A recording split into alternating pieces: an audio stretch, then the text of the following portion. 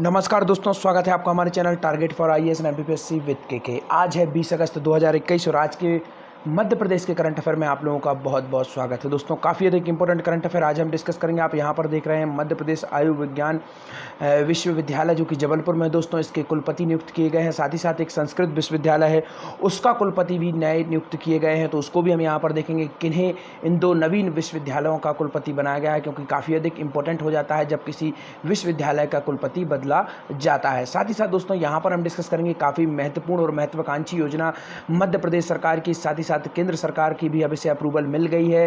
केंद्र सरकार ने जो अटल प्रोग्रेस वे है दोस्तों, इसे हम पहले चंबल प्रोग्रेस वे के नाम से जानते थे। आप यहाँ पर देख सकते हैं मध्य प्रदेश का यह जो पूरा का पूरा उत्तरी जिले हैं उनको यह कवर करेगा। साथ ही साथ राजस्थान से यह मध्य प्रदेश को जोड़ेगा और यूपी से भी, तो यह काफ़ी अधिक इंपॉर्टेंट है। तो जो अटल प्रोग्रेस वे है, जिसे प्रारंभ में हम चंबल प्रोग्रेस वे के नाम से जानते थे दोस्तों, इसे किस प्रोजेक्ट में शामिल कर लिया गया है? तो केंद्र सरकार का एक प्रोजेक्ट है जिसमें इसे शामिल कर लिया गया है।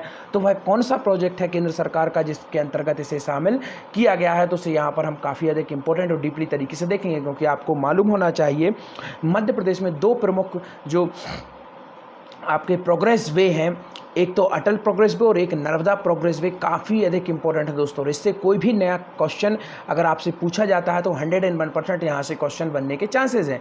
जिस तरीके से मैंने आप लोगों को बताया था कि जो रीवा सौर परियोजना उससे क्वेश्चन जरूर आएगा, और आप देख सकते हैं एमपीपीएससी में उससे संबंधित क्वेश्चन पूछे गए।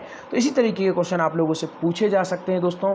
तो यह काफ़ी अधिक इंपॉर्टेंट हो जाता है कि इन सबको हम काफ़ी बारीकी से कवर करें। तो चलिए शुरू करते हैं। अगर आप पहली बार इस चैनल को विजिट कर रहे हैं तो please subscribe my channel, hit bell icon, name out new update. और अगर आप इस लेक्चर की पीडीएफ को प्राप्त करना चाहते हैं तो मेरे टेलीग्राम चैनल की लिंक डिस्क्रिप्शन में है, वहां से आप मेरा टेलीग्राम चैनल ज्वाइन कर सकते हैं। इवनिंग में आपको फ्री ऑफ कॉस्ट वहां पर इस लेक्चर की पीडीएफ मिल जाएगी। चलिए शुरू करते हैं बिना समय गवाए हुए। बहुत बहुत स्वागत है आपका। आज का हमारा पहला क्वेश्चन है, मध्य प्रदेश आयु विज्ञान विश्वविद्यालय जबलपुर का कुलपति किसे नियुक्त किया गया? जो कि मैंने आपको शुरुआत में ही बताया था, मध्य प्रदेश में आयु विज्ञान विश्वविद्यालय जबलपुर में, और इसका कुलपति किसे नियुक्त किया गया है? आपका ऑप्शन नंबर 1 है श्री बी चंद्रशेखर को, ऑप्शन नंबर 2 है नीरज गुप्ता को, सोमेश्वर को, या फिर सोमनाथ जी को। तो दोस्तों इसका राइट आंसर है आपका option number 1, Shri V Chandrashekhar को नियुक्त किया गया है। मध्य प्रदेश आयु विज्ञान जबलपुर का क्या कुलपति नियुक्त किया गया है। दोस्तों जबलपुर से संबंधित एक और इंपॉर्टेंट फैक्ट है दोस्तों, मध्य प्रदेश का प्रथम कौन सा विश्वविद्यालय दोस्तों? कृषि विश्वविद्यालय। क्या नाम था दोस्तों? कृषि विश्वविद्यालय। कब शुरू किया गया था दोस्तों? 1954 में। कहां पर बनाया गया था? जबलपुर में बनाया गया था। तो याद रखना है, मध्य प्रदेश का प्रथम कृषि विश्वविद्यालय कहां पर बनाया गया दोस्तों? जबलपुर में बनाया गया था। दोस्तों यहीं पर मध्य प्रदेश की प्रथम जो जैविक, याद रखना है आपको दोस्तों, जैविक कृषि के लिए अनुसंधान केंद्र कहां पर बनाया गया था? उसी विश्वविद्यालय में बनाया गया था। इस विश्वविद्यालय का नाम क्या है दोस्तों? जेएनयू अर्थात जवाहरलाल नेहरू विश्वविद्यालय कृषि विश्वविद्यालय है। और 1964 में यहाँ पर जैविक कृषि के लिए केंद्र बनाया गया था। दोस्तों जैविक कृषि की इकाई कहां पर है? याद रखिए दोस्तों, इकाई वर्ड जहां पर जुड़ जाए जैविक कृषि के साथ में, इकाई से आप ट्रिक बना सकते हैं, इंदौर। याद रखिए, जहां पर आपको जैविक कृषि की इकाई मिलेगा वह कहां पर मिलेगा? आपको इंदौर में। और दोस्तों जैविक कृषि के लिए स्थान भी आवंटित किया गया है, लगभग 47 हेक्टेयर जमीन प्रोवाइड की गई है। कहां पर? मंडला में। तो याद रखना है, जैविक कृषि के लिए स्थान कहां पर दिया गया है? मंडला में दिया गया है। दोस्तों मध्य प्रदेश का प्रथम विश्वविद्यालय कौन सा था दोस्तों? डॉक्टर हरीश सिंह गौर विश्वविद्यालय। याद रखना है दोस्तों। और इसकी स्थापना कब की गई थी? 1946 में इसकी स्थापना की गई थी। सागर में, मध्य प्रदेश का जो सागर संभाग भी है दोस्तों, जिला भी है, और मध्य प्रदेश का आपका मालूम होना चाहिए, आपका सबसे पहले इंदौर, इंदौर के बाद जबलपुर, और जबलपुर के बाद सागर दोस्तों तीसरा सबसे बड़ा जनसंख्या वाला जिला है दोस्तों। तो याद रखना है आपको दोस्तों। तो सागर में प्रथम विश्वविद्यालय मध्य प्रदेश का डॉक्टर हरीश सिंह गौर विश्वविद्यालय 1946 में से स्टैब्लिश किया गया था। और मध्य प्रदेश की जो प्रथम केंद्रीय यूनिवर्सिटी थी, प्रथम केंद्रीय विश्वविद्यालय का जो दर्जा दिया गया था, तो इसे ही दिया गया था। तो यह भी काफी अधिक इंपॉर्टेंट हो जाता है। चलिए देखते हैं क्या है पूरी न्यूज। राज्यपाल श्री पटेल ने, दोस्तों आपको मालूम होना चाहिए, छगन पटेल इनका पूरा का पूरा नाम है दोस्तों, और इन्हें बनाया गया है मध्य प्रदेश का 30वें नंबर का राज्यपाल। दोस्तों कितने नंबर के यह राज्यपाल है? यहाँ पर लिख देता हूँ दोस्तों, 30वें नंबर के यह राज्यपाल है। याद रखना है, इसके पहले ये गुजरात में क्या थे? मिनिस्टर थे गुजरात गवर्नमेंट में। तो देखते हैं, राज्यपाल श्री पटेल ने मध्य प्रदेश आयु विज्ञान विश्वविद्यालय जबलपुर का कुलपति आयुक्त हैं जो कि जबलपुर के श्री वी चंद्रशेखर को नियुक्त किया गया है। है। राज्यपाल मंगू भाई छगन भाई पटेल इनका पूरा नाम है दोस्तों। नए आयुक्त जबलपुर संभाग श्री बी चंद्रशेखर को मध्य प्रदेश आयु विज्ञान विश्वविद्यालय जबलपुर का कुलपति नियुक्त कर दिया गया है।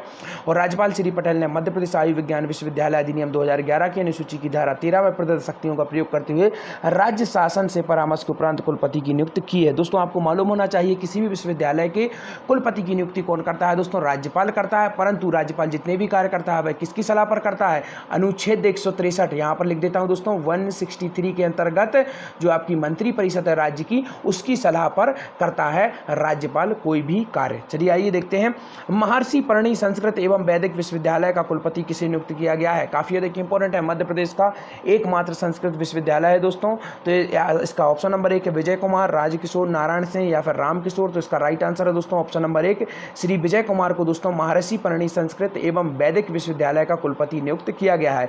याद रखिए दोस्तों एकमात्र है संस्कृत विश्वविद्यालय दोस्तों, और मध्य प्रदेश का एकमात्र बौद्ध शिक्षा केंद्र, याद रखना है दोस्तों, बौद्ध शिक्षा केंद्र विश्वविद्यालय कहां पर है, सांची में है दोस्तों। याद रखना है आपको कहां पर है, सांची में। और नीरज ए गुप्ता को यहां का कुलपति बनाया गया था। लगभग 6 से 8 महीने पहले का यह करंट है जो कि मैंने आप लोगों को उस दौरान बताया था। तो आपको याद रखना है 2007-8 में इसकी स्थापना की गई थी। तो काफी अधिक चर्चा में यह रहता है और हर बार इसके जो आसपास क्वेश्चन बनते रहते हैं। तो आपको याद रखना है क्योंकि एकमात्र मध्य प्रदेश का यह क्या है, बौद्ध विश्वविद्यालय है, तो याद आपको रखना ही होगा। तो चलिए आइए देखते हैं राज्यपाल श्री पटेल ने महर्षि परणी संस्कृत एवं वैदिक विश्वविद्यालय का कुलपति नियुक्त किया गया है दोस्तों। इन्हें कवि कुलगुरु कालिदास संस्कृत विश्वविद्यालय के प्रोफेसर श्री विजय कुमार होंगे कुलपति।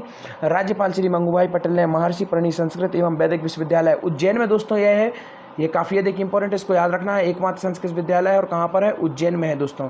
और मध्य प्रदेश दोस्तों संस्कृत एकेडमी की स्थापना कब की गई थी, 1985 में की गई थी। और एक है संस्कृति एकेडमी, तो उसकी स्थापना की गई थी 2003 में। उर्दू एकेडमी की दोस्तों 1976 में की गई थी। उर्दू एकेडमी की कब की गई थी, यहाँ पर रेड कलर से कर देता हूँ, 1976 में उर्दू एकेडमी की स्थापना की गई थी दोस्तों। और हिंदी एकेडमी की स्थापना कब की गई थी दोस्तों, 1969 में हिंदी एकेडमी की स्थापना की गई थी मध्य प्रदेश में दोस्तों। मध्य प्रदेश की जो साहित्य अकेडमी है उसकी स्थापना कब की गई थी, 1954 में साहित्य अकेडमी की स्थापना की गई थी। और कला परिषद की स्थापना कब की गई थी, 1952 में कला परिषद की स्थापना की गई थी दोस्तों। मध्य प्रदेश का दोस्तों आपको याद रखना है मानव संग्रहालय है, इसकी स्थापना कब की गई थी दोस्तों, 1975 में आपको याद रखना है इसकी स्थापना की गई थी। और इसका नाम इंदिरा गांधी जो मानव संग्रहालय है कब रखा गया था, 1993 में। तो कहीं कहीं पर इसकी स्थापना 93 बता दी जाती है, कहीं पर 75 बता दी जाती है। तो आपको दोनों ही याद रखना है। तो चलिए आइए देखते हैं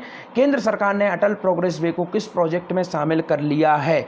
सबसे अधिक इंपॉर्टेंट आज का हमारा क्वेश्चन होने वाला है दोस्तों। शुरुआत से मैंने आप लोगों को बताया था कभी भी कहीं पर भी अगर Atal progress way, Chambal progress way या फिर रीवा स्वर परियोजना की चर्चा होती है, साथ ही साथ एक और जो ओमकारेश्वर खंडवा में फ्लोटिंग अर्थात तैरती हुई स्वर परियोजना बनाई जा रही है, इनकी अगर चर्चा होती है तो this is very very important part of our current affairs because of this is the unique work that happened in MP. तो यहाँ से क्वेश्चन बनने के काफ़ी अधिक प्रोबेबिलिटी है, तो इनको आपको काफ़ी डीपली तरीके से पढ़ना है। जब भी मैं इसके बारे में बताता हूँ काफ़ी डीपली तरीके से बताता हूँ, यहाँ पर भी आपको काफ़ी डीपली तरीके से मैं बताऊंगा। तो देखते हैं केंद्र सरकार ने अटल प्रोग्रेस वे को किस प्रोजेक्ट में शामिल किया है। आपको ऑप्शन नंबर 1 है भारतमाला प्रोजेक्ट, जीवन रेखा प्रोजेक्ट, प्रधानमंत्री सड़क प्रोजेक्ट या फिर अमृत प्रोजेक्ट। इसका राइट आंसर है दोस्तों ऑप्शन नंबर 1 भारतमाला प्रोजेक्ट के अंतर्गत दोस्तों इसे शामिल किया गया है। कौन सा प्रोजेक्ट, भारतमाला प्रोजेक्ट दोस्तों। भारतमाला प्रोजेक्ट किससे संबंधित है, सड़कों से संबंधित है, याद रखना है दोस्तों। मध्य प्रदेश के परिवहन मंत्री कौन है, गोविंद सिंह राजपूत हैं दोस्तों। इसके बाद केंद्रीय परिवहन मंत्री कौन है, नितिन गडकरी जी हैं, याद रखना है दोस्तों, काफी अधिक इंपॉर्टेंट है। इसके बाद आपको बताता हूं दोस्तों चंबल जो अटल, इसको पहले चंबल प्रोग्रेस वे के नाम से जानते थे। मध्य प्रदेश के दोस्तों 3 जिलों से यह गुजरेगा। कौन कौन से 3 जिले दोस्तों, आपका भिंड, मुरैना और श्योपुर, याद रखना है 3 जिलों से यह गुजरेगा। इसके बाद आपको बताता हूं दोस्तों इससे संबंधित और इंपॉर्टेंट फैक्ट, यह दोस्तों NH, याद रखना है आपको, NH 92 से माध्यम से यह किससे जुड़ता है, यूपी से कनेक्ट होता है दोस्तों।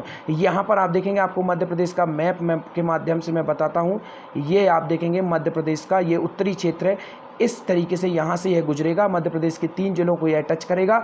और यहाँ पर आप देखेंगे यूपी से यह टच होगा और यहाँ पर आपके राजस्थान से भी यह टच होगा। तो काफ़ी अधिक इंपॉर्टेंट है हो जाता है। देखते हैं चंबल प्रोग्रेस वे की कुल लंबाई कितनी होगी, इसकी लंबाई भी हमको देखना है, काफ़ी अधिक इंपॉर्टेंट है क्योंकि काफ़ी सारी बुक्स में अलग अलग लंबाई दी गई है। अब फाइनल डाटा इसके बारे में आ गया है क्योंकि केंद्र के भारतमाला प्रोजेक्ट में इसे शामिल कर लिया गया है और गवर्नमेंट ने, केंद्र सरकार ने अभी इसका फाइनल डाटा रिलीज़ किया है। तो यह हम देख लेते हैं इसकी लंबाई कितनी है, 404 किलोमीटर, 505, 600 या फिर इनमें से कोई नहीं?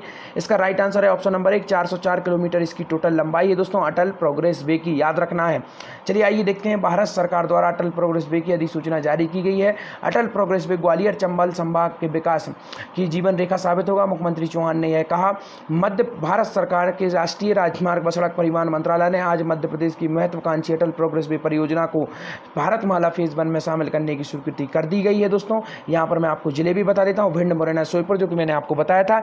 यह पूर्णतः नया एक्सेस वे मध्य प्रदेश के 404 किलोमीटर लंबाई का होगा, जो पूर्व में कहाँ से जुड़ेगा दोस्तों?